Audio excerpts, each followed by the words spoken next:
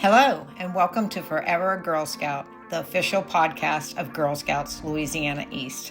I'm your host, Dr. Rebecca Pennington, CEO of GSLE, and I am so excited to take you on this journey through the stories, voices, and values that make Girl Scouting more than just a moment. It's a movement that lasts a lifetime. In each episode, we'll connect with the incredible people behind the mission. Girls who dream big, alums who lead with heart, and volunteers who make it all possible. Whether you're earning your first badge or reflecting on decades of impact, this podcast is a place for inspiration, connection, and celebration.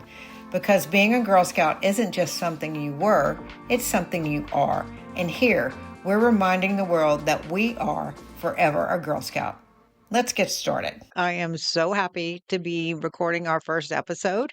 I would like to introduce my first guest. It is GSLE's Chief Operating Officer, Jill Pollard. Welcome, Jill. Thank you. I'm so excited to be the first guest. This is quite exciting.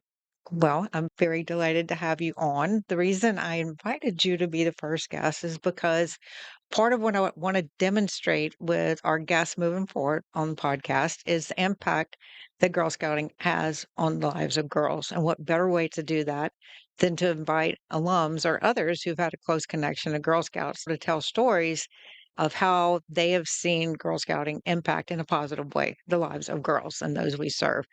Your story, which was first told, well, let me back up. I've heard it many times, probably no less than 20 or 30 over the time that you and I have known each other, which is almost 7 years. Yeah. Every time I've heard it, no matter what version of it, long or short, it brings a tear to my eyes. When we had our Girls Our Future luncheon in 2024, March of 2024, you were the speaker. And those luncheons, they're all about the mission and having a very powerful speaker that can tell a story about Girl Scouting that makes people cry, essentially, and open their pocketbook and write a big check, right? Yes. This story impressed me so much, I asked you to be the first speaker. With that said, will you start and give us a little bit of background about you and how this situation you're about to share transpired? Thank you. I did work for Girl Scouts Audubon Council. I went to work there in 93 and left in 2004. The last few years were a bit of a struggle. In 2001, my husband had passed away unexpectedly, and I got to make some decisions on trying some of my goals in life. But while I was there with Audubon Council, I was given the responsibility for the Wrangler program. Having the responsibility for the Wrangler program was great to see the girls develop their leadership skills, to learn to care for the horses. Just everything about the program was phenomenal. We had about 150 girls in the program at various times through that process. So, fast forward to 2001, my husband passed away. 2004, this opportunity came up to work for Girl Scouts overseas for Japan and South Korea. I applied for the job and accepted the position. And in August 2004, I took my little Jack Russell, Abby, and 350 pounds worth of clothes and furniture and moved to Japan. I've been told that's one of the bravest things anybody's ever done. At the thought of it, I was terrified, but I really wanted to travel and I really enjoyed Girl Scouting, but didn't realize how much until I got this job. About 3 months into the experience, I flew from Okinawa to South Korea, which is part of the territory I supervised. And my CEO flew in from Tokyo into Incheon Airport. We met there, but she had a family emergency and immediately flew back to Tokyo. So Jill was in South Korea and pretty pretty terrified because of everything you'd heard about South Korea, not ever having traveled there, but really wanted to enjoy this experience. I went to the volunteer area in Seoul and visited with the volunteers there. Really enjoyed fabulous group of military wives and husbands and just enjoyed them so much. Traveled on down to Osan, which was the next largest base. Visited there for a few days. And then the last part of this trip was to go to Daegu, South Korea, which is a train ride. I left at 7 o'clock that night and arrived into the train station about 10 p.m. After dark, very tired, still very hesitant being by myself and managing all of these activities in a completely different culture. As I arrived at the train station after dark, and I discovered that all the taxi drivers that could take me to the base were drunk, which is a common practice for people in the natives drink a lot. Fortunately or unfortunately, that's the truth. So a very nice enlisted soldier walked me to the taxi driver he felt was safest for me to get to the base and drove me to that gate and let me out because he didn't have the clearance to go on base. So I am walking across this dark post with my suitcase, terrified, and walked, it must have been 10, 12 blocks to the lodging in the middle of the base. We're getting closer to 11 midnight at this point. I was just so tired. I walk up to check in and I hear behind me this voice that says, Miss Jill, what are you doing in South Korea? Everything in my life just centered on that voice. If you're calling me Miss Jill, you have got to be from Louisiana. And indeed, it was a female lieutenant colonel. Her name was Laura, and for the life of me, I cannot find or remember her last name. But we stood in the lodging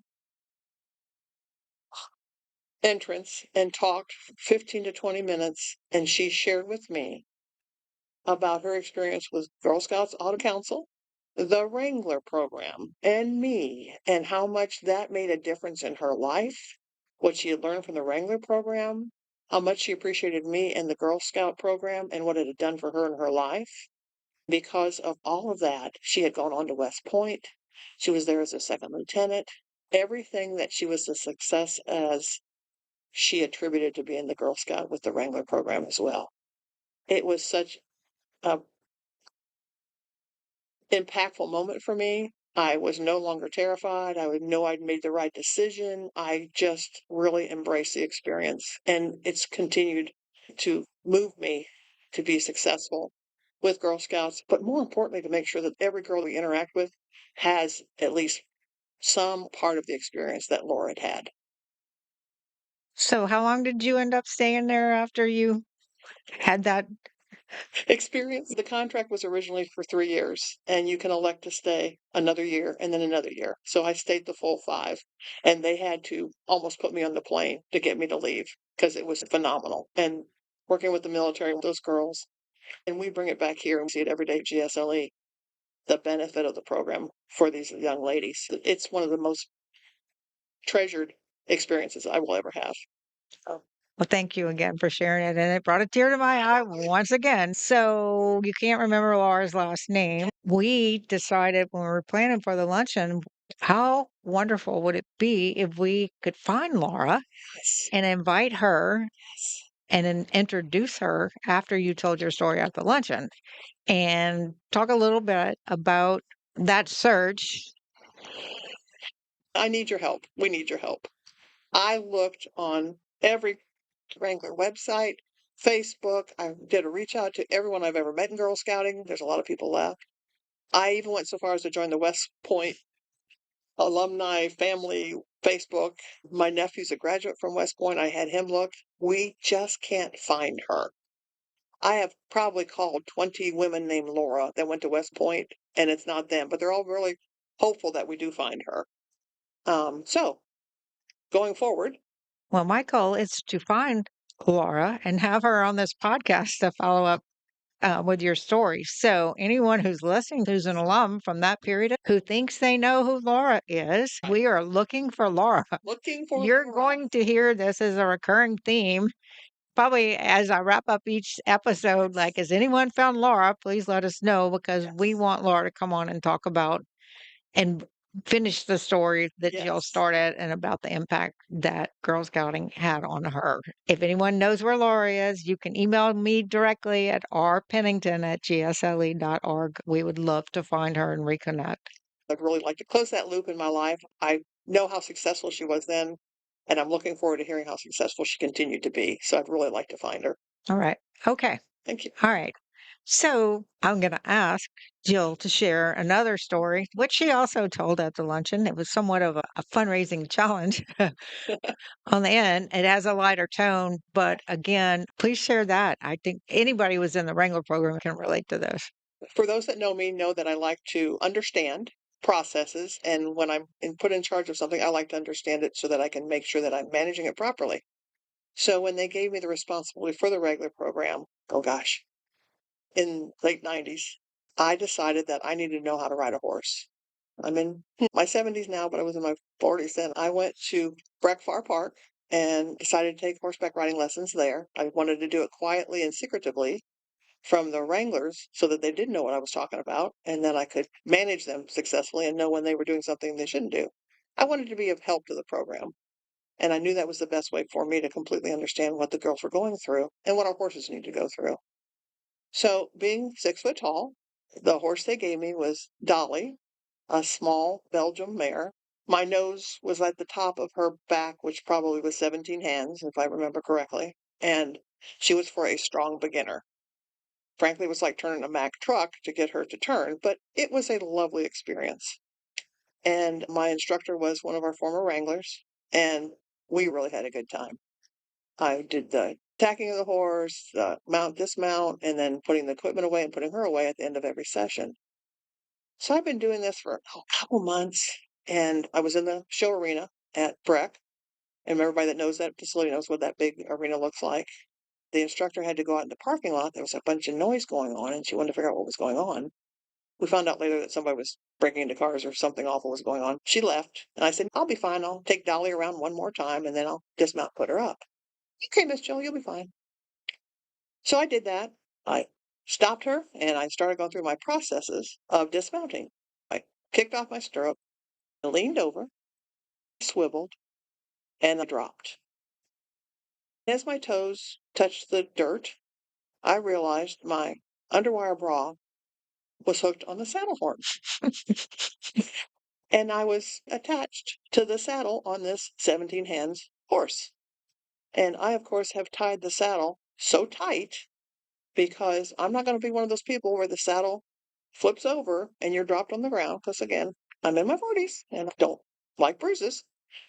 So I am attached to the horse, clothes are up here, feet are touching the dirt, and I can't get the Texas T undone to get the saddle down to get myself put back together.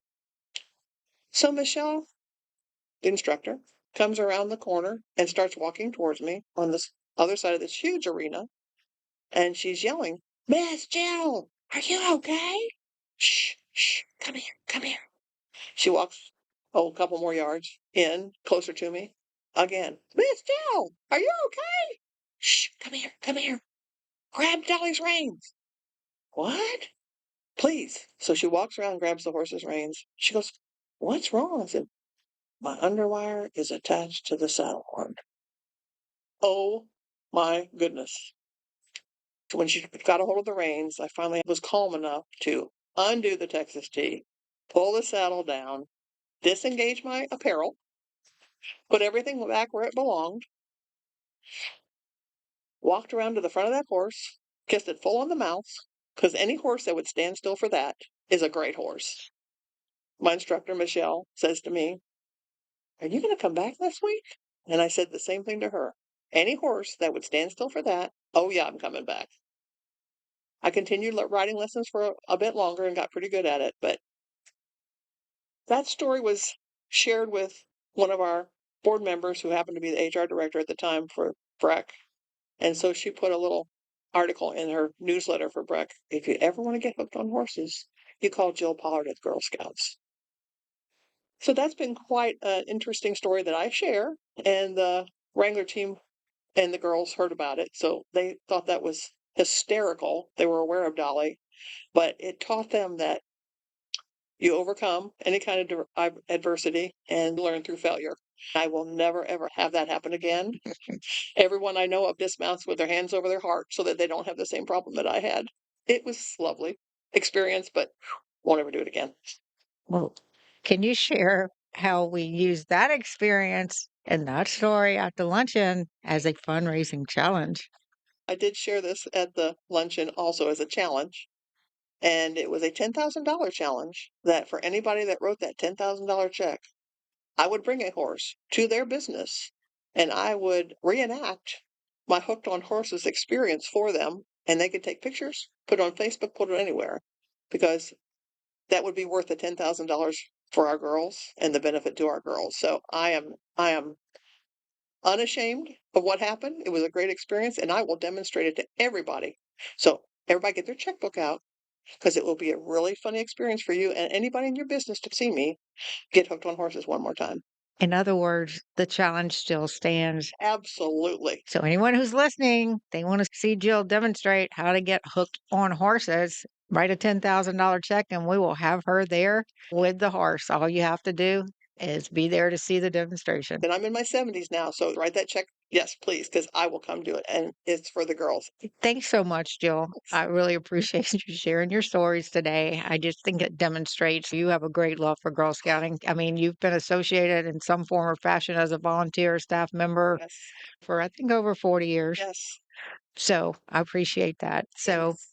we're going to wrap up, but I do want to share a couple of things with our listeners. Again, we want to feature alums who have a great story to tell. So if you or if you know someone who fits that bill, please reach out, rpennington@gsle.org. We also are revitalizing our Forever Girl Scouts Alumni Club. Emails going out next Tuesday to everyone who's in our database. If you're interested, you can join. It's going to be $150 a year. It does cover your dues. You get a very nice branded shirt, gives you admission to many Girl Scout events, an invitation to a new event we're launching in October. It's called Gumbo Weekend, where you get to spend the weekend with current alums and spend the weekend at Camp Marydale. Also, we'll be talking about in coming episodes, Camp Covington will be celebrating its 100th anniversary in 2027. So we're planning for what that event's going to look like. That very same year, Camp Marydale will celebrate 80th anniversary. Wow. So 180 years of Girl Scout camping in South Louisiana. So we're actively planning what is that going to look like. So we'll be sharing that along the way. With that, we will wrap up our first episode. If anybody would like to come on or suggest someone, please reach out to me or Pennington@gsle.org. We look forward to telling your story. Have a great day. Thank you. Thank you for joining us on Forever a Girl Scout. I hope today's stories sparked an inspiration, reflection, and pride in the Girl Scout journey that unites us all. If you've enjoyed this episode, be sure to subscribe, share, and leave us a review. It helps more people discover the power of Girl Scouting. Until next time, keep leading with courage, confidence, and character, because once a Girl Scout, you're always a Girl Scout.